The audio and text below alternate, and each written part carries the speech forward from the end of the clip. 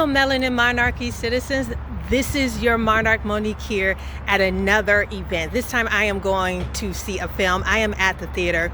I am at my favorite theater here in Southern California, the Angelika Theatre here off of Carmel Mountain Road. So I am here to see the film 28 Years Later.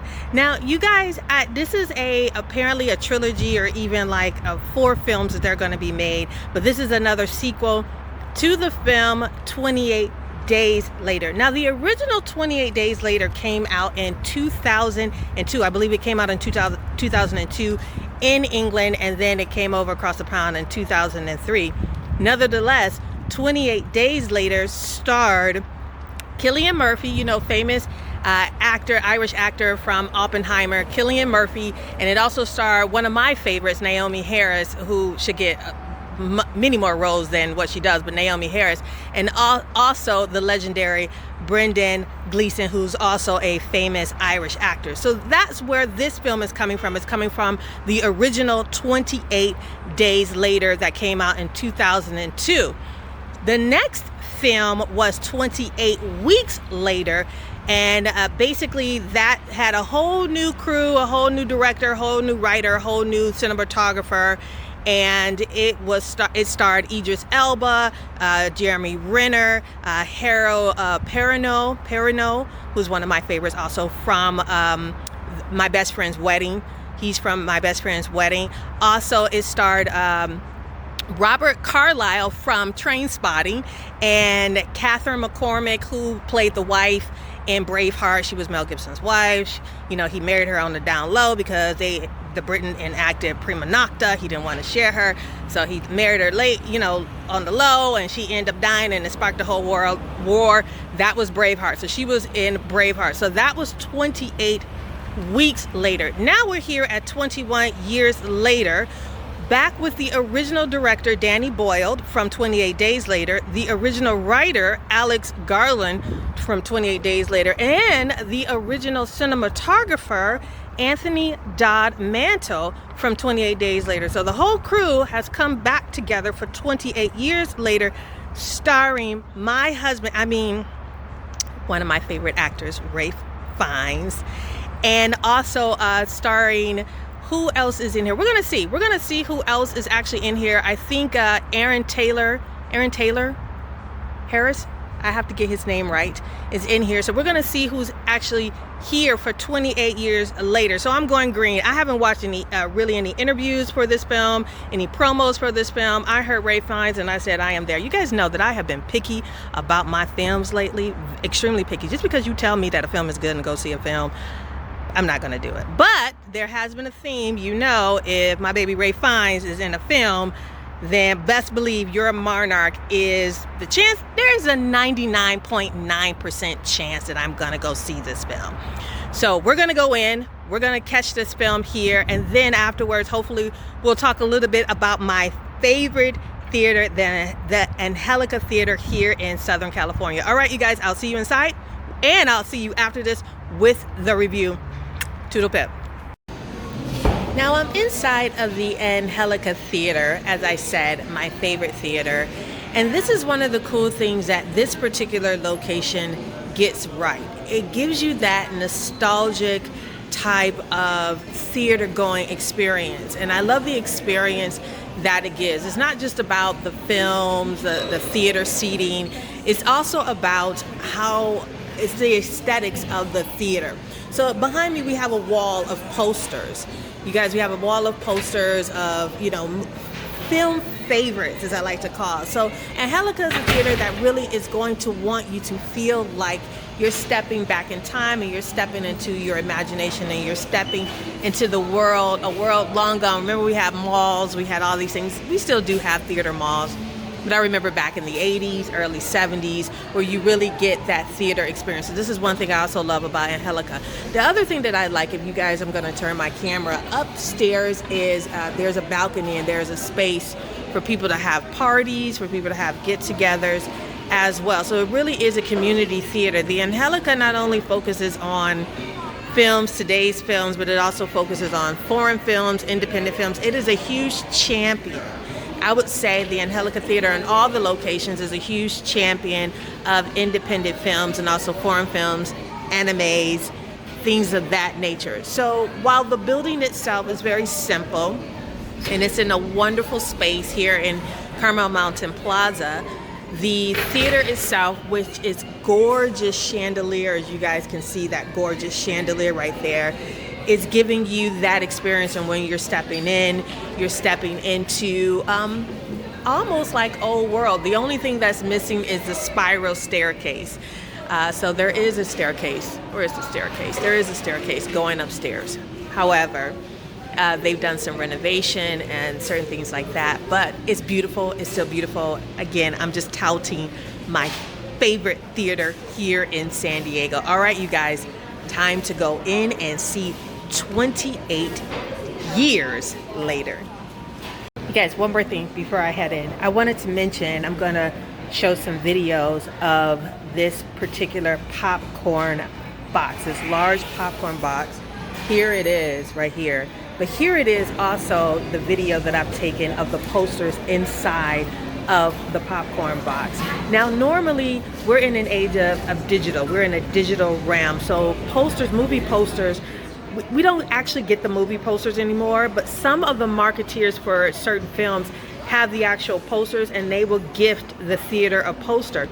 And so when that movie or that film is no longer playing, its run has ended, instead of the theater throwing away the poster, the theater actually will gift the patrons a poster. So this thing is for posters, and you can come right on in. You don't even have to see a movie, really. You can just come on right on in, look through this whole poster popcorn box and get yourself a poster. If you're a collector like I am, these things are valuable to you when you find a great movie poster, and they're still valuable. A lot of times you can go to the regular theaters, you can ask if they have a poster and the management may give you the poster.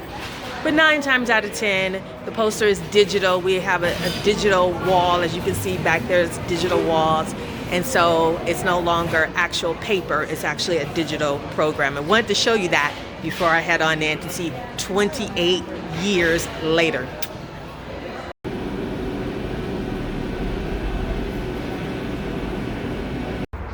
Okay, so that was 28 years later. You guys can go, you guys can watch the promos. If you're interested, you can watch the trailer on YouTube or Facebook or anywhere else. And I just went through this particular film. Now remember, the original film of 28 years was 28 Days. 28 Days starring Cillian Murphy with Naomi Harris and also Brendan Gleeson. That was directed by Danny Boyle, written by Alex Garland, and the cinematographer for that, the director of photography, was Anthony Dodd Mantle. And so then the next installment was 28 weeks later. And actually, Danny Boyle, Alex Garland did not participate in that particular film. That was directed, written, and photographed by a completely different set of people. The film still stands. I believe I just watched it last night, 28 weeks later, and I think it's definitely worth the watch. Now we're here with 28 years later. Danny Boyle is back as director.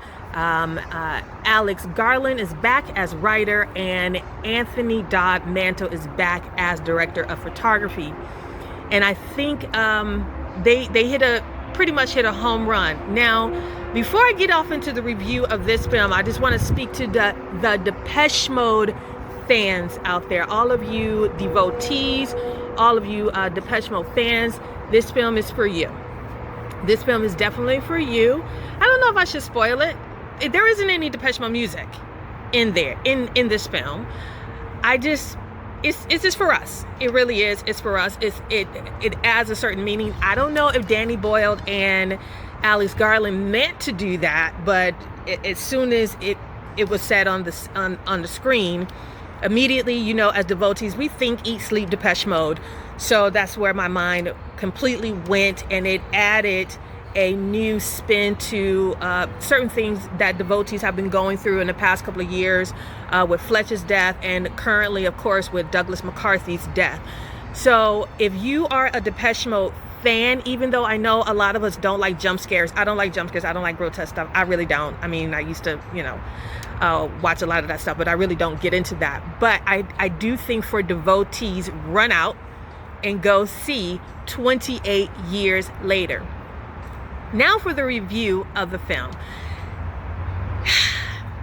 There's a lot of imagery in this film. Now the film takes place on an island in Scotland. On the Scotland Island, remember, the whole of the British Isles are quarantined. This is not happening the rest of the world. This is something that's happening on the British Isles. Now, this is not a zombie film. A lot of people think that 28 days, 28 weeks, 28 years is a zombie film. If you watch 28 days, and you will know that the infected are not zombies. These people are infected with rage. Please keep that in mind when you're watching these films. They're not zombies. They are infected with rage. And I'm giving the director and I'm giving the writer time to flesh this thing out and this whole thing out. Ralph Fiennes wasn't in the film for very long, but his character was very, very impactful in the film. What will be my score for this film? I'm very, very biased in this thing. I'm very, very biased. I took some points off because, as you guys know, I love Jesus, hardcore Bible, hardcore Christian, and there was some anti-Christian imagery in the film. I'm going to give them a chance because I believe that it wasn't so much anti-Christian. I think it was more of saying the devil goes to church too, which Christians, we all know that the devil's up in the church as well. Or devilish people are also are twisted people who like to twist the scriptures and twist things like that. So I took some points off because of that, and I didn't see where they were going. However, from a scale from 1 to 10, I give it a solid 8. Now, if we're grading, I am going to give it a B+. Again, like I said, for the anytime you could take a stab at Christianity, immediately I'm going to take some points off. So for grading B+, from 1 to 10, I give it an 8. I also want to say that there was a standout performance for me, and that was, and I got his name, I don't know how I got his name wrong in the beginning of my intro, but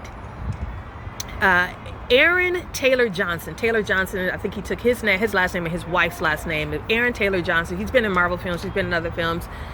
This guy, I'm telling you, he brings his A game every time. Every time. I have seen him in some films, and he's like a B-roll actor, whatever, but he brings it. He brings his A game every single time. I just so enjoyed his performance. Ralph Fiennes is going to do Ralph Fiennes things. So Ralph Fiennes, I'm biased. He's brilliant and everything. There was also the female actor in here. I believe her name is Jodie Comer. Jodie Comer seems to be either a Scottish actress or an Irish actress. She's across the pond. Again, brilliant performance. So I love the performances in this film, and there is going to be another part to 28 years. It left on the cliffhanger. So according to some of the news, is that they filmed the second film. So we're going to be seeing a second film in January of 2026. So you guys run out and go ahead and see 28 years. Is this Oscar caliber? You guys, you know how I feel about the Academy Awards right now. They whether it's Oscar caliber, it makes no difference. Should you take your money, take your coins, and actually see this film?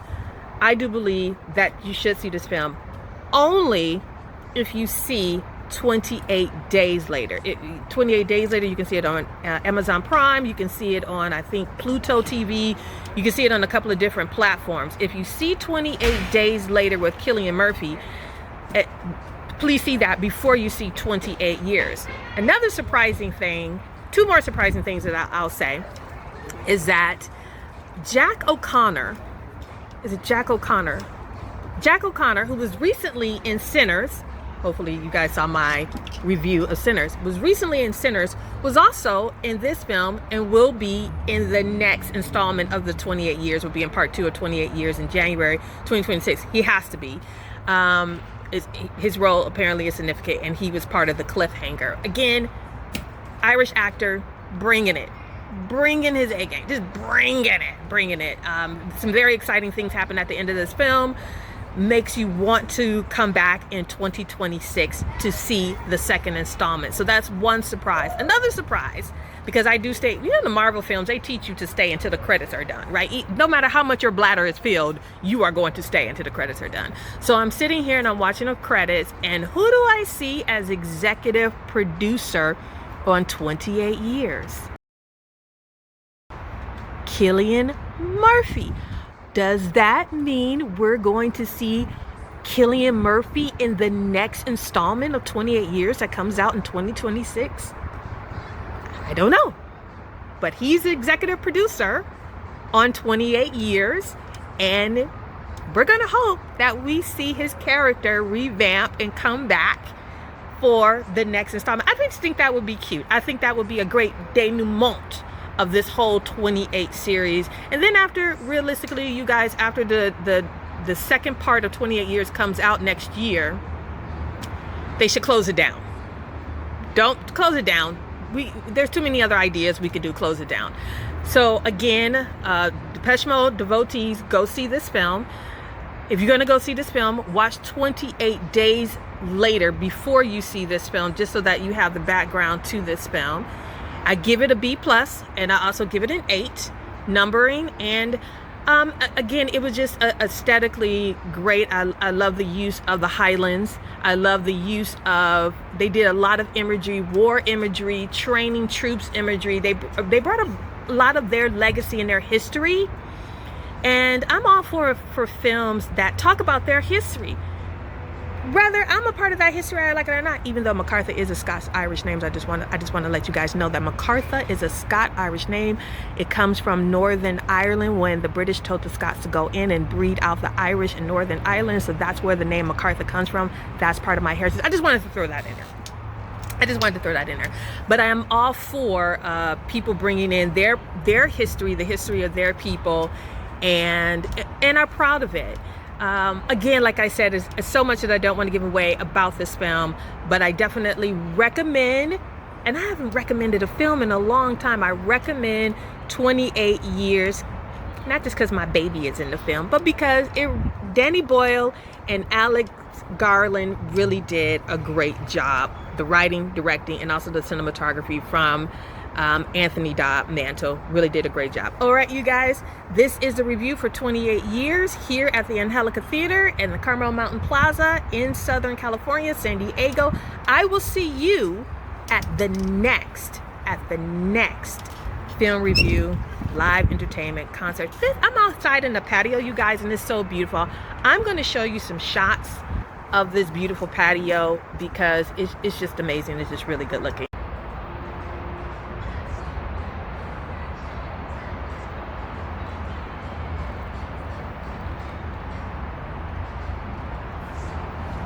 All right, I love you always. Toodle-pip.